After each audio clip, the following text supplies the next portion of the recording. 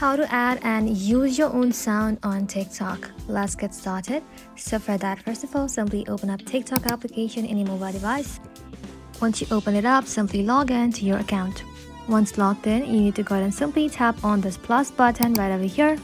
And just like that, look at the very top of your screen. You will be able to find a button that says add sound. Tap onto it. And here you will be able to find a search bar. Tap onto that. Just like that, simply tap on discover more sounds. And here simply tap on your sounds. Now you'll see two options, import sound from video or import local sound. So when you tap onto it, you can simply select the video to extract a audio from.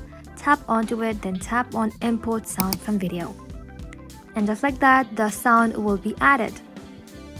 Now when you tap on import local sound, you can bring in the audio from the music app as long as it's already synced to your device. Now after you do that, you will be able to find the important sound right over here. Simply tap onto it and then tap on the check mark. Now you'll be using your own sound in your TikTok video. That is how you can add and use your own sound on your TikTok. Thank you for watching. If this video was helpful, consider subscribing to our channel and liking this video.